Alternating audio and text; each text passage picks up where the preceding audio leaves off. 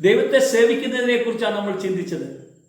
ഈ അഭിഷേകം തന്നെ എന്ന വചന സന്ദേശത്തിൽ സങ്കീർത്തന പുസ്തകം 34-ാം അധ്യായത്തിന്റെ 5-ാം വചനത്തിൽ പറയുകയാണ്, ദൈവത്തെ സേവിക്കുന്നവർ ലജ്ജിച്ചു പോകില്ല. കണ്ടോ, സേവിക്കുന്നവർ എന്ത് ചെയ്യല? ലജ്ജിതരായി പോകുകയില്ല. ദൈവത്തെ ആരാധിക്കുന്നവരാരും ഇതുവരെ ലജ്ജിച്ചു പോയിട്ടില്ല.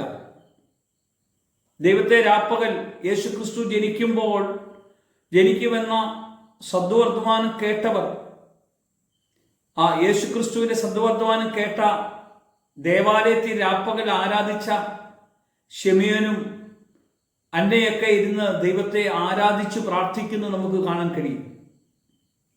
ഇവിടെ ദൈവിക സന്ദേശങ്ങളൊക്കെ വെളിപ്പെടുന്നത് കാണാൻ കഴിയും. അവരാരും ലജ്ജിച്ചു പോകില്ല. ആഗ്രഹത്തോടെ ഇരുന്നവർ അവർ കാണാനിടയായി ദൈവത്തെ കണ്ട് ദൈവത്തെ മഹത്വപ്പെടുത്തി. ദൈവത്തെ സേവിക്കുന്നവരാരും ലജ്ജിച്ചു പോകില്ല. സങ്കീർത്തനം പറയുകയാണ്, ദൈവത്തെ ആരാധിക്കുന്നവർ ലജ്ജിച്ചു പോകില്ല. എന്നെ നോക്കിയവരെല്ലാം പ്രകാശിതരായി. കണ്ടോ, അവനെ സേവിക്കുന്നവരോ അവനെ നോക്കുന്നവരോ അവർ ആത്മീയ പ്രകാശിതരാകാൻ കാരണം അവർ അന്ധകാരത്തിലായതുകൊണ്ട് നോക്കുന്ന സമയത്താണ്. നോക്കുക എന്ന് പറഞ്ഞാൽ അവനെ നമ്മൾ ഏറ്റെടുക്കുക, അല്ലെങ്കിൽ രക്ഷിതാവും നാഥനുമായിട്ട് ഏറ്റുപറയുക എന്നാണ് അർത്ഥം. എൻ്റെ സ്വന്തമാക്കുക എന്നാണ് അർത്ഥം. കർത്താവിനെ നമ്മുടെ ജീവിതത്തിൽ ഈ പ്രഭാതത്തിൽ ഒന്ന് വിളിക്കാൻ കഴിയുമെങ്കിൽ അതാ ഏറ്റവും വലിയ അനുഗ്രഹം. സങ്കീർത്തന പുസ്തകം 16:3 പറയുക, ഭൂമിയിലുള്ള വിശുദ്ധന്മാർ ദൈവത്തിന് പ്രസാദമുള്ള ശ്രേഷ്ഠന്മാരായിരിക്കുന്നു.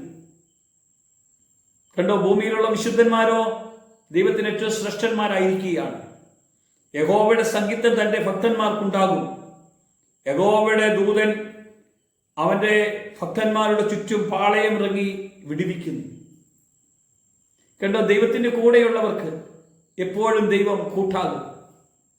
തന്നെ സേവിക്കുന്ന തന്റെ മക്കളെ തന്റെ കരവലയത്തിന്റെ അകത്ത് അവൻ പരിപാലിക്കുന്നു.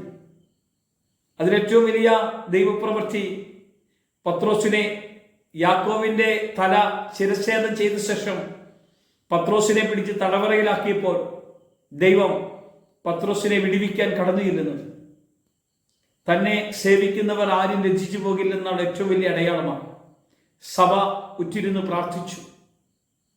സഭയുടെ പ്രാർത്ഥനാ കൂട്ടായ്മയിലേക്കാണ് തടവറയിൽ നിന്ന് പത്രോസ് ഇറങ്ങിപ്പോകാൻ ഇടവന്നെങ്കിൽ, ഞാൻ സേവിക്കുന്ന എൻ്റെ ദൈവം.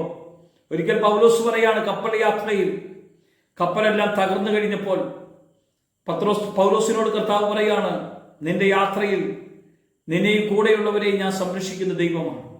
ഞാൻ സേവിക്കുന്ന, ഞാൻ ആരാധിക്കുന്ന എൻ്റെ ദൈവം എന്നെ കൈവിടുകയില്ല. പ്രിയമുള്ളവരെ, യേശു തന്റെ ഭക്തന്മാരെ ഒരു നാളും അനാഥരായി വിട്ടിട്ടില്ല. യേശു പറഞ്ഞ ഒറ്റ വചനമാണ്, ഞാൻ നിങ്ങളെ അനാഥരായി വിടുകയില്ല. 3.5 വർഷക്കാലം യേശുവിന്റെ കൂടെ നടന്നു. അത് തള്ളിപ്പറയപ്പെട്ട പത്രോസ് ഉണ്ടായിരുന്നു. ഒറ്റിക്കൊടുത്ത യൂദാസ് കെട്ടിഞ്ഞാണിയത്ത് അവൻ ആ വഴി പോയെങ്കിലും തള്ളിപ്പറഞ്ഞ പത്രോസ് അവന്റെ ജീവിതത്തിൽ അവനെ മടക്കിക്കൊണ്ടുവന്ന ഒരു കർത്താവിനെ നമുക്ക് കാണാൻ കഴിയും.